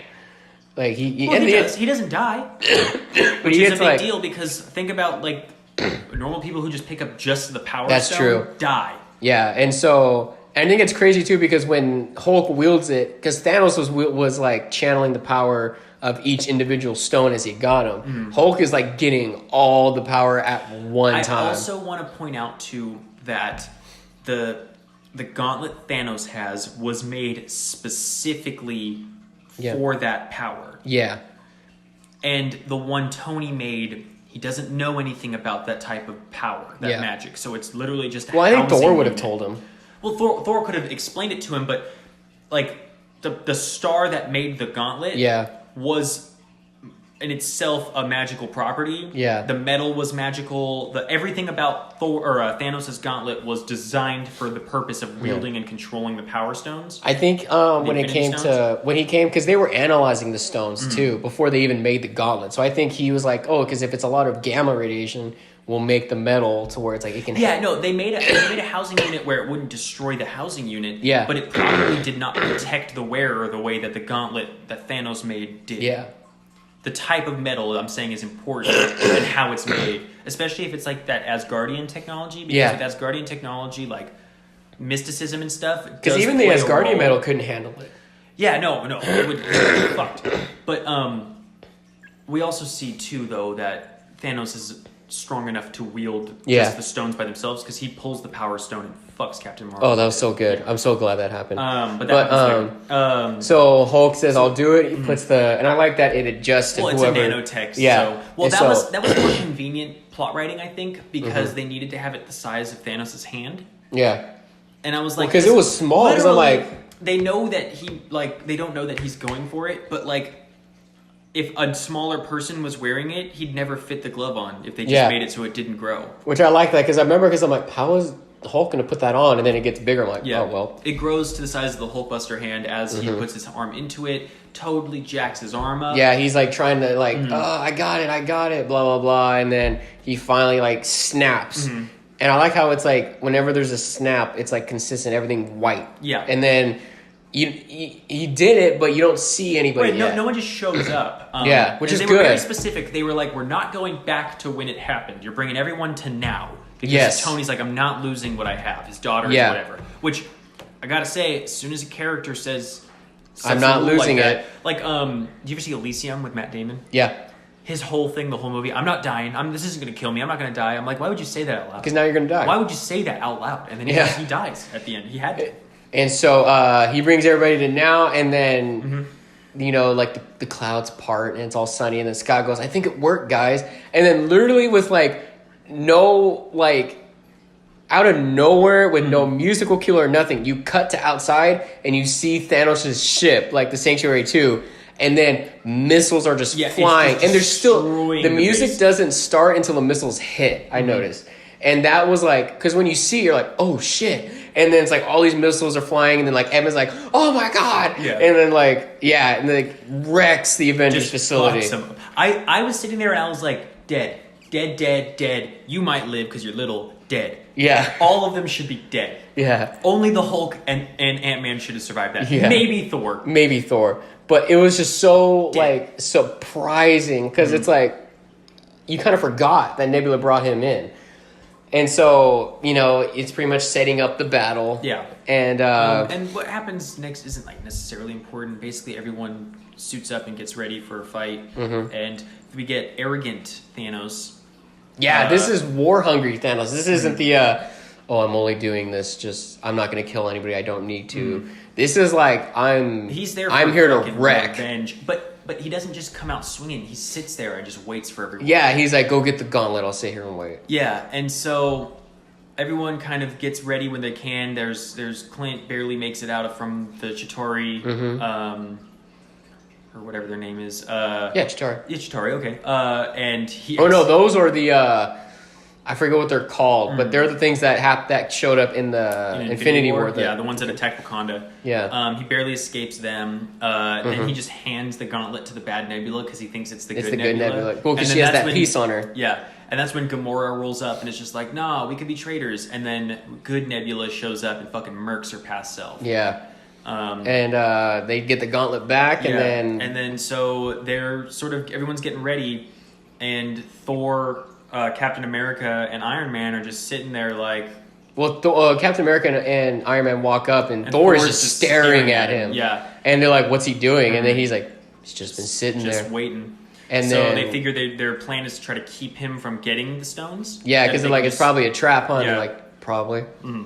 And so we see Thor summon Stormbreaker and Mjolnir. Double wielding, and then I don't know if you caught it, but when he does that, did you see his beard? His beard twist? Braids, yeah. It braids itself into like the Norse god kind of beard. And he summons his armor, and he's still fat, but it's like the armor fits around him, and it's still which makes sense. Works perfect. It looks good. Like it just looked good, and so he's double wielding now. Yeah, and Cap gets his shield. Iron Man puts a suit on, and they're gonna go have a fight. The Trinity walks up. Yeah, and so they go up to fight, and Thanos is basically just sitting there. He's like, I know what I'm going to do this time. It's not going to be snapping half of existence. I'm going to make a whole new universe, make it better. Yeah. Make them feel like they deserve to be there or whatever. Straight up, the way this Thanos acted, kind of, he felt and sounded like a character, like a bad guy you would make up in a campaign. Oh, you think so? Yeah, just the way he talked. I'm like, that's literally how Jordan would have talked as like the main bad guy. Oh, thanks, you're making me blush. You're welcome. And so, so Thanos has his new plan, and then they just start fighting. And so, the fight starts, and they're getting their asses kicked. He's got this crazy double sword that's just fucking nuts. Yeah, he's like, they're nuts. It's like they're whipping his ass, and then he whips their ass. All three of their asses. He knocks out Cap. You hear Friday on the headset, like, get up, boss, we gotta go, fuck. Like, oh my god. And he knocks Thor down. Thor tries to summon Stormbreaker, and then literally he loses Mjolnir. Yeah, he loses it, and then he tries to summon Stormbreaker, and then Thanos grabs it out of the air, and then... Well, then he starts to push it into his chest, he also whipped Captain America's ass, right? Oh, yeah, he turned him over and, like, hit him. His chest, just like the reverse of Infinity War, without even realizing it, and then Thor was like, shit. And then we cut to the hammer on the ground, lifting up, and then you're like... And we're all sitting there like, Thor didn't stick his hand out. Who's picking this up? And then you see a fly, hits Thanos, flies back. It domes him, and then like gets knocked back and looks, and then fucking who catches it? It's Captain America with his shield, catches it, and it's just like, I just did that. And then our theater erupted in cheer. Like, I've never heard a theater get so loud when that happened, and I was part of it. I was so glad I saw it with a Marvel crowd. I've never seen a Marvel movie with a Marvel crowd. Oh yeah, this was the first time, and I'm so glad I was a part of it. It was. I mean, if you still had breath when you were done, you didn't cheer hard enough. Like, it was crazy, and everybody's like, "Oh my god, they did it!" And then Thor looks and goes, "I knew it." Because in Age of Ultron, he wiggles he nudges it, and everybody was kind of like thinking, like, asking the Russo brothers, like, why wasn't he able to lift it? He's able to lift it, and then the Russo brothers would tell him, like, was he not worthy, or did he stop? And now we know he stopped because he didn't want to, like, probably embarrass Thor. And so now, and then you see he's doing all the moves. And it's weird because he never trained with it, but he just knows how to use it. Well, Captain America himself is a great tactician, so he probably just watched. He probably saw Thor use it and was like, "Oh yeah." But then it sort of helps even the odds a little bit. And he's whipping his ass at first. Yeah, and then summons lightning and everything, and Thanos then eventually though starts to come back. He's learning the new strategy. He's fighting back the way he always does, and then starts hitting him with the shield. And like, I was kind of getting scared because just like, he knocks him down and then he hits him again, and then it's just like, gah, and it's like sticking into the shield, and then he's pulling it out and just shredding the shield until it's half of a shield. Yeah, and then he's just like, it's just covering his arm at this point. Yeah. So, and I thought he was going to get up and say, "I could do this all day." I really thought he was going to say it again. But what was weird is, like, as he's getting his ass whipped, and finally he steps back. I forget what happens that makes him like take a pause or whatever. He hears Sam say, "On your left." But like, why does Thanos? Why is there so much distance between them? Does he just hit him because Thanos is like, he's like, "I'm going to win." Yeah, and so he's just looking at him, and Captain's just like, "I got to get up." So Captain gets up. And this is where Evan starts going, he's going to say it. And I was like, what is he going to say? Like, I don't even know what he's talking about. I think probably Evan meant I can do this all day. I think Evan meant Avengers Assemble. At that point, really? I think that's what he was getting ready for him to say. Oh, yeah. And that he thought that was going to be the cue for the other characters to just show up. Oh, yeah. But it's not. It wasn't. And because as Cap's getting ready to go back in for round fucking 15, Shit. You hear Sam on the radio from Africa somehow. No, yeah. He says, "On your left." Yeah. And then he's like, "Sam?" Yeah. And then you turn around and you see the portals. It's like hundreds of like the sorcerer portals opening up from Doctor Strange and all the other sorcerers. And just like everyone's coming back who died. Star-Lord's there, Spider-Man's there, Black Panther's there, all the fucking Wakandans. Did you notice that Spider-Man and Star-Lord, all of them, they came from Titan? Because if you look at the background. And so they're all back. Strange rolls up and everyone's just like, oh my god. And which I don't know if you caught it. Doctor Strange only brought back like the people in Titan. Yeah. It was Wong and all those other sorcerers that brought everybody else. And then like, well, part of me is hoping that when we get the next Doctor Strange, that he did project out of his body before he faded and went and told Wong everything that was going to happen and to be ready for it. Mm-hmm. That would make me feel better because it would be like, okay, now I understand. I don't know, because I feel like nobody could have known what would have happened, otherwise it wouldn't have happened. Well, he could have told Wong, just be ready, there's going to be a fight. He doesn't need to be like, it's going to be with Thanos. Because I still think by the time that they snapped, he asks him, he probably could have contacted him. He's like, is this everyone you can get? And Wong was like, this is everyone. He's like, you wanted more. Yeah. And so they're getting ready, everybody, the Wasp shows up, Scarlet Witch shows up, everybody's in their fight stance, and then you hear Cap say, "Avengers!" and then summons the hammer, and he just goes, "Assemble." Yeah, and that's when everyone loses their mind again. Yeah, that's when everybody probably stood up and started clapping. Yeah, it's a whole fucking thing. Ant-Man gets giant, starts fucking up one of the giants. Yeah, one of the Leviathans show up, and he just goes, boom, Yeah, it it's knocks a it out of the crazy sky. way to start. Everybody gets their own like moment and like Yeah, there's a whole thing where they line up every female character. The A-Force, yeah. Yeah. And I don't think we need to go too into detail about the battle because it's kind of like it speaks for itself. You it's just watch it. nuts. It's just everyone going crazy trying to get the gauntlet to everyone. And then Spider-Man and Tony have a good moment they where hug and like he's like, I don't know if you know what happened, but like, when I must have went to sleep because I woke back up and you were gone, and then Doctor Strange started bringing everybody, and then Tony hugs him, and then Spider-Man's like, oh, that feels nice. Yeah. And so they get that all set up and and Pepper shows up in her rescue armor. Pepper shows up in the armor. And I mean, basically, everyone just is fighting. It's just a war. Yeah, it's just a big. It's just like it's like what's the Battle of Endor? I think in Lord of the Rings when it's raining. Something like that, yeah. Something. It's like that big of a battle, and it's like long. It's like crazy. It's like a 30-minute battle, and they're whipping ass. On everyone's side, people are fighting everyone. No major characters die in this battle.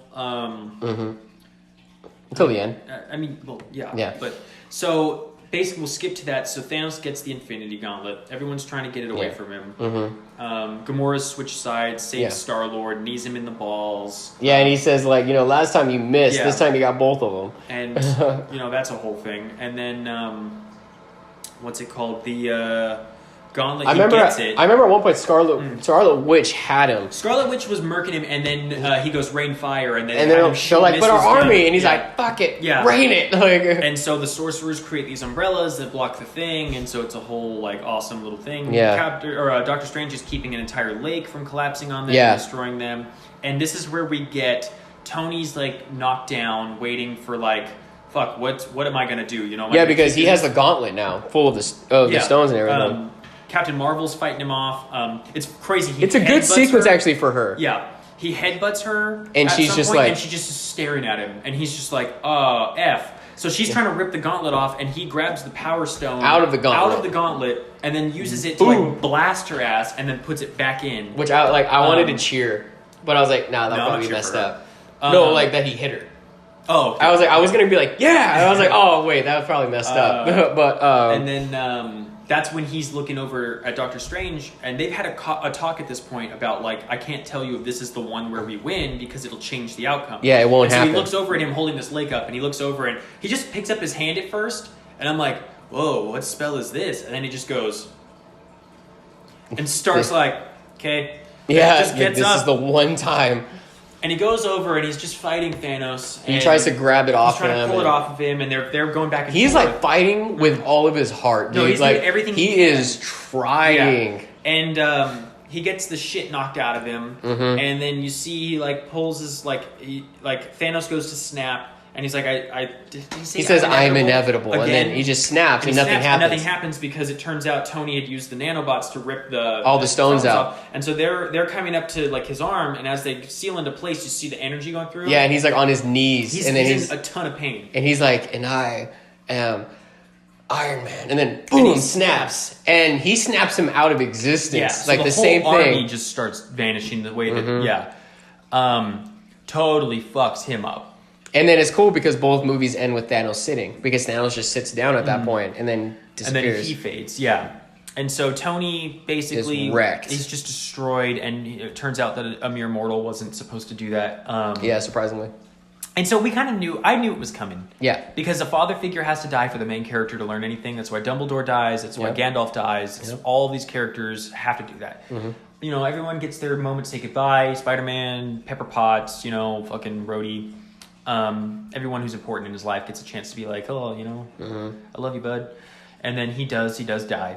Yeah. We cut to the funeral, and everyone's there. It's just a funeral. It's mostly just like a big long truck shot of like all of the different people who were there in his life that were influenced by him. And then you see this tall, skinny kid, which everybody didn't know. Everyone's like, who the fuck is this random kid? And then when you remember in Iron Man 3, and it's the same actor too. Yeah, when the little boy who helps him out, it's him. Which I was thinking, like, how crazy must it have been for this kid who's like, oh, there's a fucking tree guy over there, and fucking some lady just flew in. Like for this kid, it's this like, funeral, shit, dude, there's people here who don't even know what the fuck's going on. So it's a big funeral. There's an African king just standing to my left, like... Just there. And Nick Fury's there, everyone's there. So...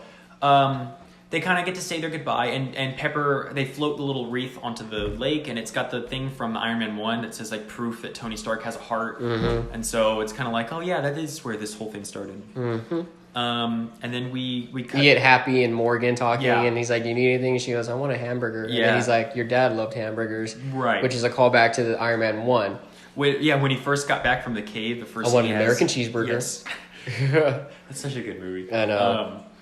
So they they had the funeral, and then they kind of... It's just kind of like everybody kind of like going back to normal, like... Clinton and Elizabeth Olsen have a whole chat about how like Vision and Natalie and whoever else, or they remember, they know wherever they are that they won or whatever. Yeah, they don't, but whatever. Vision never came back. Vision's gone. The stone it's gone. Yeah. Which I thought they were going to reverse engineer him or something, but no, he's out. That's it, man. He's done. And so then they cut to Professor Hulk and Bucky and Sam and Captain America, who are all... They're going to send Cap back, basically, to put all the stones back. Yeah, so that there's no more branches. It's just one flow of timeline. Yep. And so he's got Thor's hammer, and he's taking the hammer. I thought that was so good. He's got the case full of all the Infinity Stones, and he's got his time thing, and he's got enough fuel to stay as long as he needs to do whatever he needs to do. And it's cool. And it's so cool because it's like they send him in, and it's like however long he needs. Yeah. But he's got 5 seconds. Go. Right. And but so it's like that's how time travel works. Right. It's crazy. And so they go to bring him back, and nothing comes back. And so they're looking bring around, him back. like, what the hell's going on? And they see an old man sitting on a bench. And I was like, and everyone in the theater's like, what? Yeah, everybody's like, oh no. And then so Sam goes and talks to him. Well, Sam and Bucky both walk up, and then Bucky says, "Go talk to him." Yeah. And then Sam walks up on his left. On his left, yeah. And then you look up, and it's Cap, and he's an old man. He's old, yeah, which is crazy considering like how old he must be for his super. He's already old, yeah. Well, not even that, but like his body doesn't age the same way everyone else. It's just elongated. Yeah. Because in the comics, there's an old man Cap. He ends up running S.H.I.E.L.D., I think.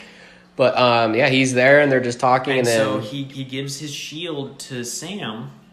And you see a wedding ring. And he's wearing a wedding ring, and Sam's like, "You want to talk about her?" And he goes, "Nope. I don't think I will." Don't. And he pretty much and so it shows us what happens. He goes back, and they're just dancing in the living room, and that's when the credits roll. And then he tells Sam, he says, "Try it on." Yeah. And then Sam wears it. He's like, "How does it feel?" And he's like, "Feels good," or something. And he's like, "All right, then it's yours." It doesn't feel like it's mine. Yeah. And he goes, "It is."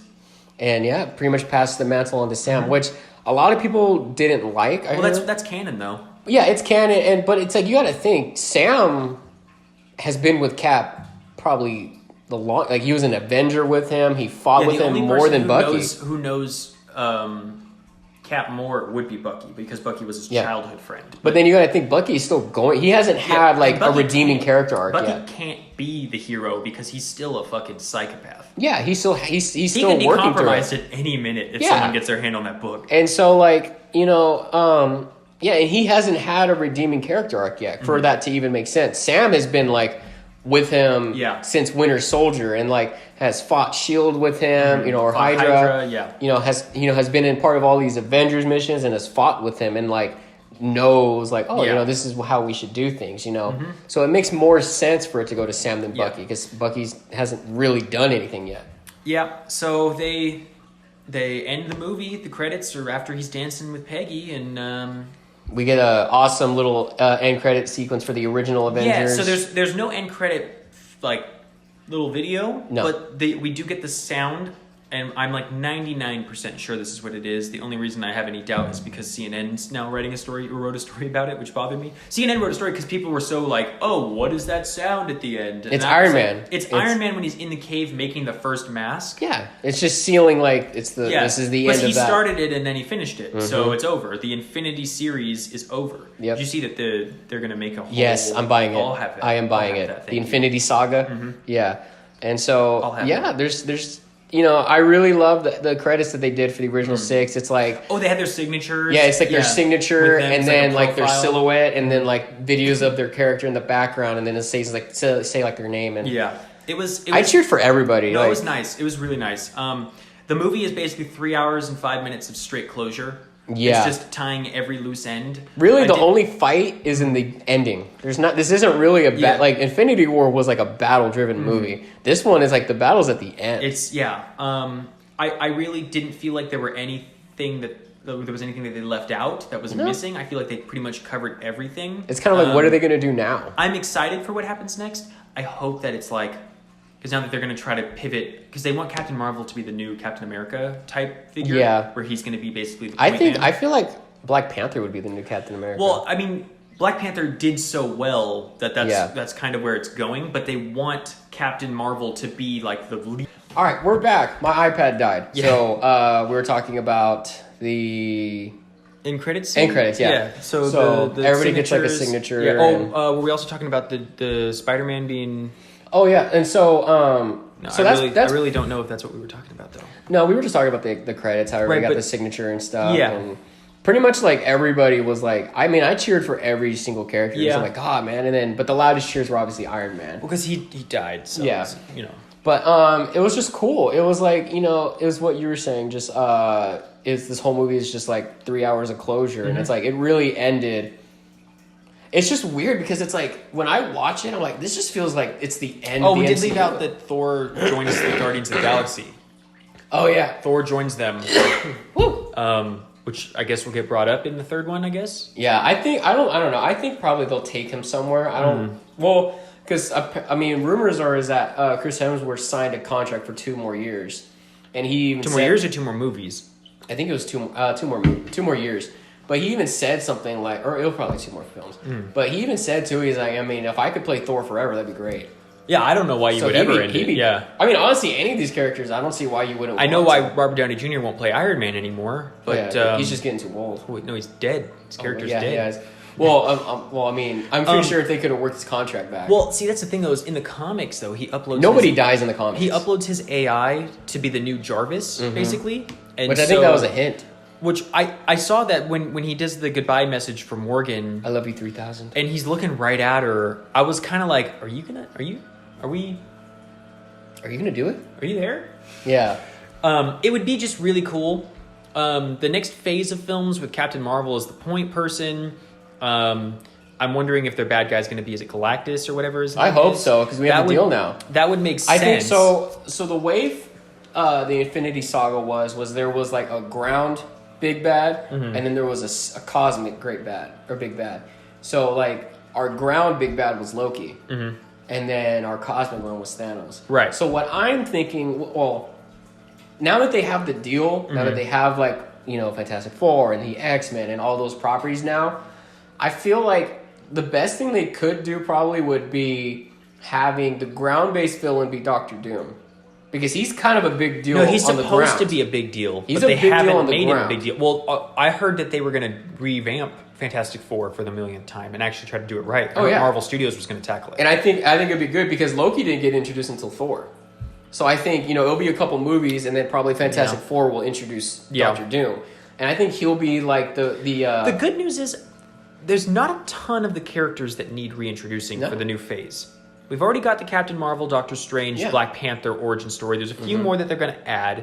I feel like if they're going to do Fantastic Four, they need to do a revamp. No, they're going to do that. But that could be the intro to Doctor Doom being the big bad. Yeah. I don't think X-Men would need one. No. I think they should just do a couple they should build up to X-Men the way they did for Avengers. So like they should have a couple like X-Men with their solo maybe. I don't know, because I feel like... Well, are you excited for Dark Phoenix? No, I'm not going to see it. I don't think it looks I haven't caught up with it. I haven't seen any really... Yeah, the only one I saw was Days of Future Past. Days of Future Past was alright. And First Class. Well, I mean, Apocalypse wasn't awful. I heard it was garbage. It wasn't that bad. Oh. I could see why someone would say it is garbage. Yeah. But like, I haven't caught up with those, and like when it comes to Dark Phoenix, I'm like, that's just X-Men The Last Stand. That is just X-Men The Last Stand. But that is all it is, literally. But like, I don't know, I'm not gonna watch those. Not like I don't know, for me, I haven't seen like even the original X-Men, I just wasn't into it. Like I'm like, this is just kind of boring, like, and it's like I want the X-Men to kind of be like like I guess I like the original X-Men, I guess, to the point where it's like, you have Dr. Xavier, who's like, no, let's make peace. We'll join the humans. And then you got Magneto, who's like, nah, fuck them. You know? Yeah. And so, like... Let's blow them up. I want that to be back. I don't like how... with the new timeline they did with, like, First Class and all that, they kind of, like, got away from that. Yeah. Because then it's like... It kind of just seems now you're just trying to be the Avengers now. Because it's like... Well, they found a formula that works, and they were like, well, let's do that. And but it's like, that's not who the X-Men are. Right, it's never been what they're about. It's always been, one side is, let's join them. The other side is, no, let's rule them, you know? And so, I feel like a revamp of the X-Men will be good. Spider-Man is pretty much going to be the new Iron Man. That's basically confirmed now. Confirmed from the trailer. Well, like, I always had the feeling, because I feel like they said something like that. Well, the Iron Spider suit is no joke. Oh, yeah. Hell no. It's no. He actually used this to kill in the Endgame. I'm actually excited for Jake Gyllenhaal as Mysterio. Honestly, I think Jake Gyllenhaal is an outstanding actor. We can make this an Endgame, but also Spider-Man 4 trailer or Far From Home trailer reaction too, because we both watched it. Well, I just watched it this morning. I want to watch it like 4 more times. Yeah, but pretty much like that trailer also established too that like Spider-Man is going to be the new Iron Man. Yeah, that's basically confirmed. So you have him as who would be the new Iron Man, and you have. I just think Black Panther would probably be the new Captain America. I feel like Captain Marvel is the new Thor. Are you talking on power scale or like? I mean, like position? For like Earth. No, in position. No, I would say because if Thor just goes full cosmic now, well, Thor still was around. Yeah. So it's like, how do you have a new? But Thor? I don't think he's gonna be like, because he's gonna go off and do other things now. He said he's not gonna be like trying to be like what people want him to be. He said. I mean, so I feel like Captain Marvel would take that place, mainly in power scale. Yeah, like, in power scale that makes sense, but I'm talking about in stature, because Captain America is the de facto leader of the Avengers. Yeah. That's what they want Captain Marvel to do for phase 3 or whatever. I don't like it. I'd rather you call him and tell him you don't like it. See what happens. Well, I didn't really think of that. I'm really excited for Doctor Strange. Yeah, I guess he's only on for one more movie. That's weird. He signed Cumberbatch for 3 films or for 4 films. Yeah, he signed a contract for 4 films, and Infinity War and Endgame count as 1. Oh, I didn't know that. Yeah, for him. And so you got Doctor Strange, you got Ragnarok. He was in Ragnarok, yes. And then you got Infinity War and Endgame. And then he's going to have his second movie. Unless he re-signs a contract, because honestly, I could see him doing it. I don't know why he wouldn't. Yeah, Doctor Strange. I know that he's not. I know that he's very different from his comic version. He's definitely nerfed. I'm aware. He's very nerfed. There's a lot of things because it's little things, but they really nerfed him because it's like when it comes to teleporting, he can fucking destroy people. Oh yeah, like when it comes to teleporting, he's just able to do that. But they nerfed him down by he has to have a sling ring, which he still just carries on him. Yeah, well, yeah, he has to. But and there's other things too, he's able to travel through time. Yes. But in the movies, only with the time stone. They make it, his projection can or whatever. But I think as a character, the movie portrayal of Doctor Strange is arguably one of my favorite heroes. Obviously, I'm in an Iron Man camp. Yeah. I mean, he started it. That's always been my favorite. But Doctor Strange is a real close second. Oh, yeah. And, I watch that movie all the time just because. It's good. It's really good. And I know that it was wrong. I know Tilda Swinton was supposed to be an Asian man and that he's super nerfed and whatever. I know. But I'm allowed to enjoy the movie, I think. And it's I don't think anyone had a problem with it. It's mainly some people I feel like it's mainly just people who get angry on others' behalf that have a problem with it. But it's who cares? Yeah. It still worked. For me, at least, it worked. But I don't know. that's what I was saying. So it really felt like this movie was this is the end of the MCU. And I know it's not. I'm still gonna go see Spider-Man. I'll still go see them. But it's you have to they need to have another big bad that's bigger than Thanos because this really feels like this was the end. It's got to be Galactus. There's no one else. Oh, that's what we were talking about too. So I feel like the ground-based villain will be Doctor Doom, and then the cosmic base will be Galactus. Yeah, you can't just do someone that's like Thanos again. You can't do Kane the Conqueror or something like that because it's the same thing. And also, Kane the Conqueror does a lot of time travel, so you can't just do the same thing again. Yeah, that gives us an opportunity for some awesome cameos. Oh, that's true. But it's you need to I feel like you need to up the scale because now I feel like the only reason why we didn't get a World Breaker Hulk or stuff like that is because we weren't like in a sense ready for something like that in terms of the movies. But now with Captain Marvel, just as powerful as she is, it's like, oh yeah, we're ready now. Mm-hmm. You know, so it's like I think now, especially at this time, now that we have the Fox deal and all that stuff, like you can do Doctor Doom as powerful as he really is. Yeah. What, you know, in terms of like the heroes, and then now we can have Galactus, who's literally a freaking planet eater, and like don't do a smoke creature for Galactus, do a guy, because he was a guy first. He was just a man, and then something cosmic happened that turned him into Galactus. Yeah, there's a lot of room for like what's going to happen, and we know for sure that things are happening. They're already starting production on a lot of these films, so. You know, we'll just have to wait and see what happens. But what do you say? You want to wrap this up? Yeah, I mean, I'm just excited to see where they're going because we're gonna have another Spider-Man movie and then probably a third one. He did Tom Holland spoil the third one. We're gonna have a third one. We're gonna have a second Doctor Strange. I don't know about a third one. I don't know either. We're having Black Widow, but that's a prequel. Could set up some stuff, maybe, but I don't know. We're getting a Shang-Chi movie, which is cool. We're getting another Black Panther, which may feature Namor, which would be dope. Guardians 3, and then possibly Nova. Nova, I've heard, is in the works. Which definitely Eternals. Which Nova will have to be a prequel because Xandar's destroyed. Unless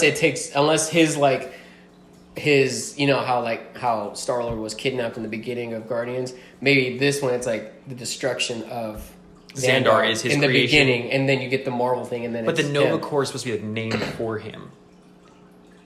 I don't know. We'll have to see. Maybe they just changed it. It doesn't matter. Yeah. Yeah. Oh, so, also they did this fat Adam Warlock tease that never got brought up. It's gonna be in Guardians 3.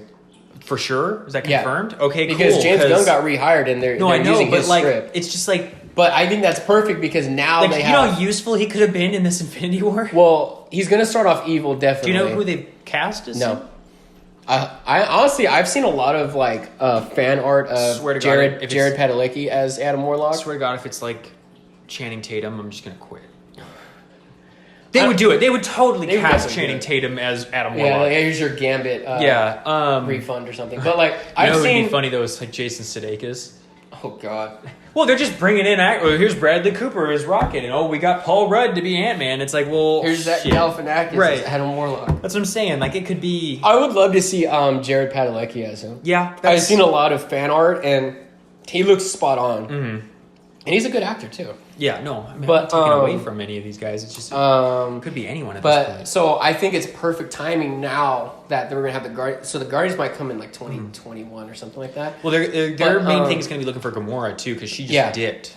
But I think it's perfect now that they have Thor, because Adam Warlock is like stupid powerful. Well, he's got a weird connection to the Soul Stone, doesn't he? I don't know if that's I'm pretty sure in the comics, yes, that he draws his power from the Soul Stone, and then he's basically on par with Doctor Strange. Pretty much, yeah. So, if you have him going against the Guardians, he's going to wreck them. Mm-hmm. But now that you have Thor with Stormbreaker, they might have a chance now. So I think it's perfect timing. We'll see. I would like to see like Guardians 3 open up with Quill and Thor on a Bowflex trying to like outdo each other. I'm going to do it. I'm going to get a Bowflex. I'm going to get some dumbbells. I'm going to commit. You can't eat dumbbells, right? You're one sandwich away from being fat. Oh my God. I just love that because literally as soon as he said that, that's all he was caring about. Because he's just like looking around. I want to say that as a fan, not enough Rocket in Endgame. Yeah. His Well, this was supposed to be about the original. I know. Plus Ant-Man. But he is smarter than a lot of them. Yeah. He is funnier than a lot of them. And like, that was another problem I had too, because even Rhodey said, like, where have you been? When it comes to Captain Marvel, and she says, like, because I told you, like, what were the Guardians for? Well, why didn't Rocket at that point say, we were here? Yeah. Like, we did both. Yeah, we were Guardians of the Galaxy. You never heard of us? Like, that was another one. I was like, why didn't Rocket just say that? Like, Rocket, Rocket could have said that, and then she had an excuse for that. I would have been okay with it. They totally nerfed Rocket, like, socially. Yeah, he was like moping pretty much the whole movie. He's a charisma-based character, and they totally made him Dex, and I was like, what are you doing? Yeah. But, all right, I think that's that's plenty. Thanks for watching our Endgame review, spoiler review. Yeah, it was a really good movie. Got full potato rating from us. yeah, if you have any other movies you want us to go see, let us know. We'll be working on another episode, kind of back to the old format. Things have been crazy. I had to move. Yeah, I was on vacation for a week. So, but we're starting to get back into our groove again. And so, just let us know what movies you want us to watch. I mean, the last episode I put up was viewer only suggestions. Submissions, yeah. So, obviously we're gonna watch what you want us to watch. So just let us know, and if you want us to go watch a movie in the theaters or something like that, just let us know and we'll go watch it. Because we also saw Us, and we didn't get a chance to talk about it. Yeah, so we'll probably do that one next too. Yeah, this will probably be on Himalaya. Probably I'll put it on Himalaya just so it's there if you want to listen to it there. But yeah, thanks so much for watching. It's not really a Spudcast episode; it's just a Cash Potatoes Media episode. I'll probably think of something, but yeah, thanks for watching. Subscribe, click like, ring the bell, and yeah, make good choices. Make good choices. See you next time. Cool. We're inevitable.